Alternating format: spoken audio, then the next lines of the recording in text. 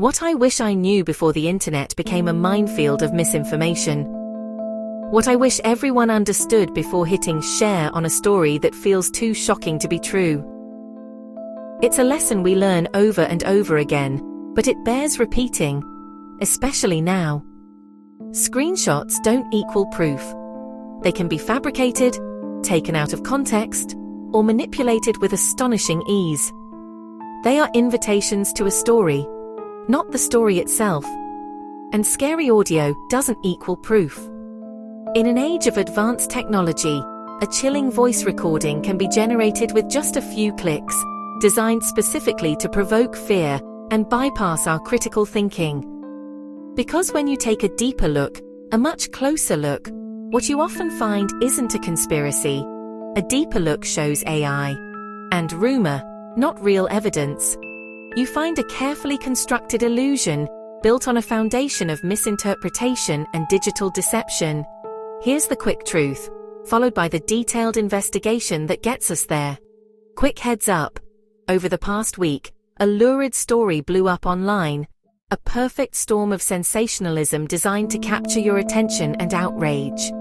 It spread like wildfire across platforms, propelled by anonymous accounts and algorithm-fueled amplification. The narrative was potent, combining a well-known public figure with the dark, unresolved specter of the Jeffrey Epstein case. It claimed that recently released Department of Justice files, part of the ongoing disclosures related to Epstein, had exposed the comedian and talk show host Ellen DeGeneres in a horrific way. And to make the claim feel undeniable, it shared a dramatic voicemail clip. This audio was presented as Epstein's last message, a supposed confession that implicated DeGeneres and others in disturbing activities, including cannibalism. The voice was gravelly, the tone desperate. It was engineered for maximum shock value, and it worked. Millions saw it, shared it, and believed it. But belief is not a substitute for evidence. As the story reached a fever pitch, professional fact-checkers began the painstaking work of verification. Fact-checkers at PolitiFact, a Pulitzer Prize-winning organization known for its meticulous research, went hunting for the source. They weren't just looking at the viral posts, they were digging into the primary documents the posts claimed to be based on. Snopes, one of the oldest and most respected fact-checking operations on the internet, joined the investigation independently. They traced the claims back to their earliest appearances online, mapping how the narrative evolved from a whisper on fringe forums to a roar on mainstream social media. And after all that digging, they found nothing. No credible report, no official document, no verified source connected these dots. The entire story appeared to be fabricated. So what about the DOJ files? This is where context is everything. The viral posts were correct about one thing: documents were released. But they fundamentally misrepresented what those documents contained. The DOJ files are a massive, unorganized collection of court records, interview transcripts, evidence logs, and internal communications. They are not a curated report. Investigators found that the word cannibalism does appear, but in completely unrelated materials. Specifically in notes describing the bizarre search history of one of Epstein's associates, with no connection to anyone else mentioned in the files. They also mention DeGeneres, which is the kernel of truth the hoax was built around. Her name appears, but where? Not in testimony, not in an indictment, not in any description of wrongdoing. Her name appears on media lists, spreadsheets of journalists, celebrities, and public figures that were compiled by Epstein's team for public relations purposes. To be on such a list means nothing more than that you were someone they might have wanted to contact for press coverage. But no link ties her to those claims. The creators of this hoax took two completely separate, unrelated data points from a 1,000-page document dump, smashed them together, and presented it as a bombshell. It's a classic disinformation tactic, weaponizing the complexity and volume of primary sources, knowing most people will only see the headline, not the fine print. Now, let's talk about that chilling voicemail, the supposed proof. Independent analysts examined the whistleblower audio. This process, known as audio forensics, involves more than just listening. It means analyzing the file's digital fingerprint, its acoustic properties, and looking for telltale signs of artificial creation. The team at Filmogaz, a media analysis group, examined it closely. They looked at the pitch and cadence of the voice. Human speech, even when distressed, has a natural rhythm, with subtle, imperfect variations. AI-generated speech often has an unnaturally even pace or bizarre, non-human inflections. They also analyzed the background noise, or rather, the lack of it. A real voicemail, recorded on a real phone, would have ambient sound, room tone, or electronic hiss. This recording was suspiciously clean, almost sterile. They flagged it as likely AI-generated or manipulated. The analysis pointed to spectral artifacts, tiny imperfections in the sound frequency that are not present in organic human speech, but are common byproducts of AI voice synthesis. The conclusion was clear. The audio was not a genuine recording, but a digital fabrication, a deepfake designed to deceive. Plus, to add another layer of supposed credibility, the viral narrative was often bundled with a separate but related claim that pop star Justin Bieber was suing Ellen DeGeneres over her connections to Epstein. This was a clever trick, as it piggybacked on older, unrelated online gossip about Bieber's past appearances on her show. Snopes investigated this thoroughly. They searched federal and state court databases, reviewed news archives, and checked statements from representatives for both Bieber and DeGeneres. Their finding was unequivocal. No lawsuit exists. It never did. It was another piece of fiction woven into the larger tapestry of the hoax to make it seem more widespread and legitimate. So, let's establish the bottom line. Sensational posts mixed. Unrelated snippets from complex legal documents. Deepfake audio created to sound authentic and terrifying. And distorted images and outright falsehoods about legal action. All to manufacture a story from thin air. This wasn't a leak, it was a deliberate act of fabrication. So how do you protect yourself? If a story sounds extreme and comes from anonymous clips or unverified accounts, treat it skeptically. Before you share, take a breath and ask, who is the source? Is it a reputable news organization or an anonymous account with a string of numbers in its name? Trace the claim back to its origin. Use tools like reverse image search to see if a photo has been used before in a different context. Check the dates. Often, old news or old images are recycled to fit a new, false narrative. Most importantly, look for corroboration from multiple, independent, and credible sources. Trust verified fact checks from non-partisan organizations whose entire mission is to do this difficult work. When possible, check primary documents yourself, but do so with the understanding that context is key.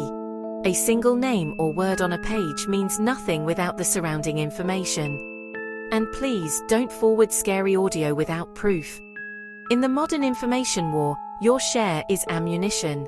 Don't hand it to those who want to sow chaos and confusion.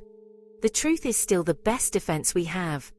This investigation was based on the public reporting of PolitiFact, Snopes, and Filmogaz, as well as analysis from Watching America, and a direct review of the publicly available DOJ records. Open. Brief recap. You just saw how a sensational claim, Epstein's last voicemail exposes Ellen DeGeneres and others, went viral. It hijacked public attention and trust. Now, here's exactly how we tested that story and proved the voicemail was fake. Title on screen. Tracing sources. First rule. Start at the earliest traceable post. We pulled the viral clip into a clean timeline, paused and captured distinct frames. Handles watermarks UI elements, those become breadcrumbs. For images, Google Images, Yandex, TinEye. When a meme carries a photo, we look for older appearances. Matches with earlier timestamps usually mean the new story is recycled. For videos, we take a few crisp frame grabs. Faces, signs, title cards. Use visual search tools that index frames. Compare upload dates to find the first instance. If watermarks change, the oldest watermark points to the origin. For audio, search is trickier.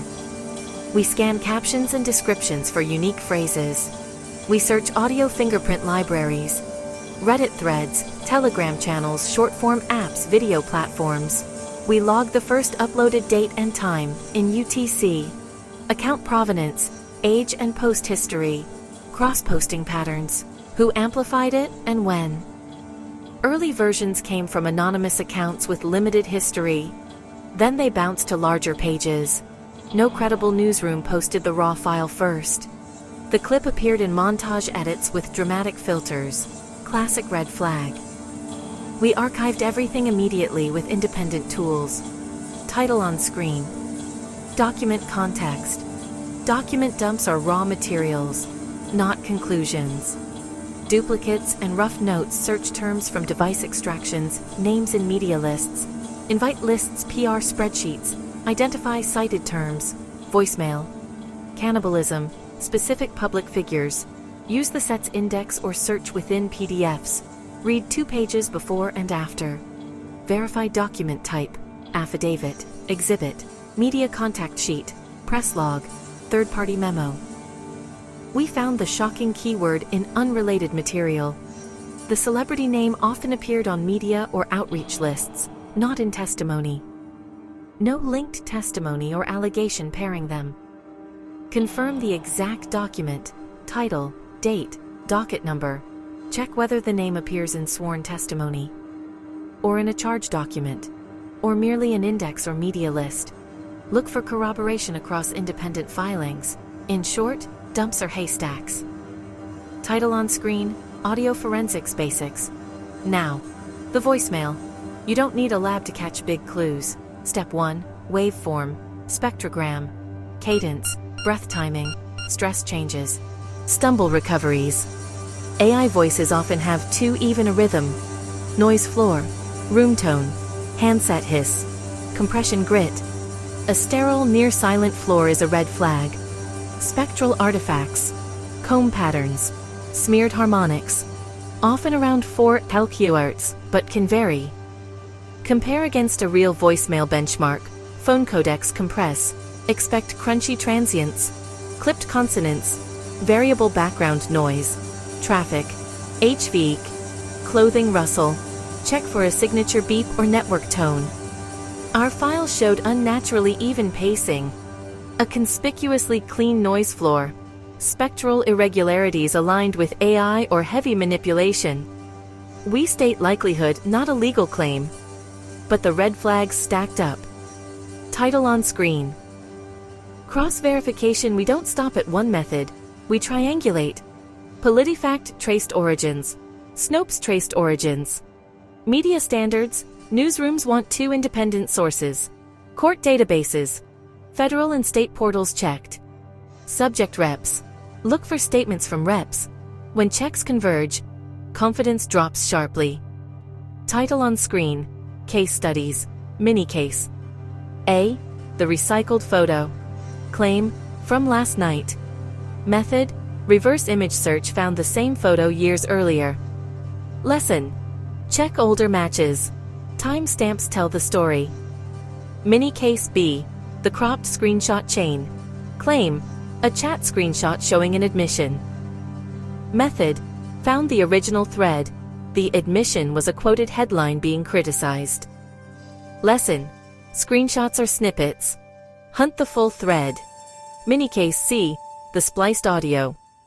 Claim, single take leak of a phone call. Method, spectrogram review showed edit seams, frequency discontinuities, phase jumps and background noise changes mid-sentence. Lesson, spectral continuity matters. Title on screen. Pause and check source. Who posted first? Date, is the asset new or old? Document type, is it testimony, a filing, or a media list? Audio sanity, listen for even pacing or sterile backgrounds. Cross-verify, look for reputable outlets and fact-checkers. Archive, save links and take notes. Confidence dial, anonymous or contextless evidence. Dial down. Title on screen, Verify before you amplify. Trace the source. Read documents in context. Listen with a critical ear. Triangulate with credible checks. That's how we dismantled the viral voicemail, and how you can protect your feed. Curiosity plus verification beats outrage every time. Practical demo. Trace a viral clip step by step. We'll replicate the checks, source, dates, and document context. Then we benchmark audio artifacts against real voicemails.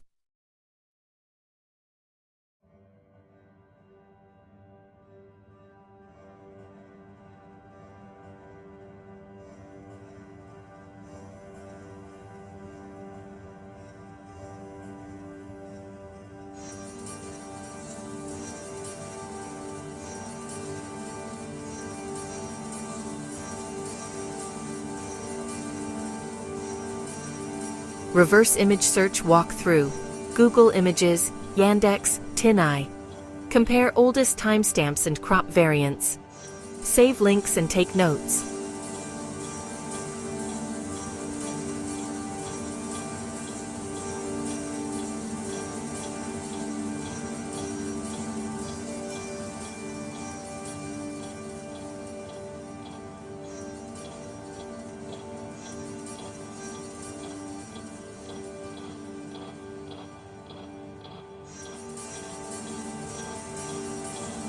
Document context drill. Read 2 pages before and after the keyword. Verify if it's testimony, exhibit, or media list.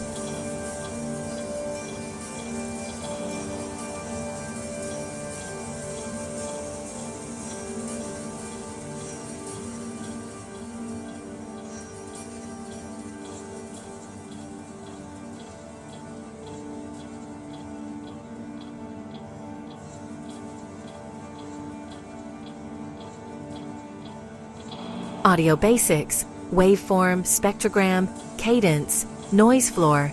Listen for even pacing and sterile backgrounds. Key AI tells.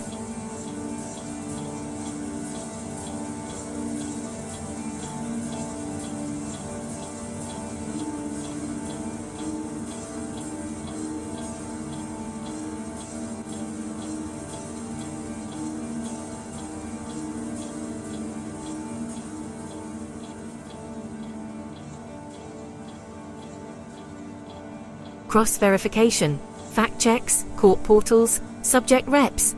Confidence drops when sources don't align.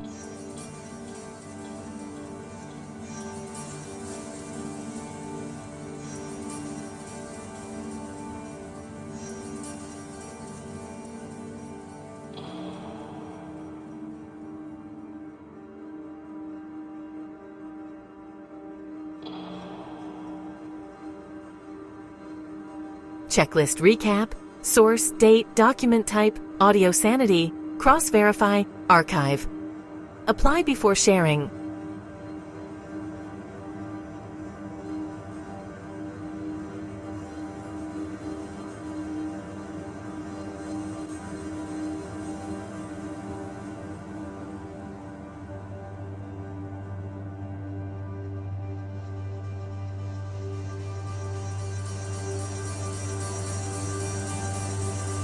Closing. Curiosity plus verification beats outrage. Protect your feed. Verify before you amplify.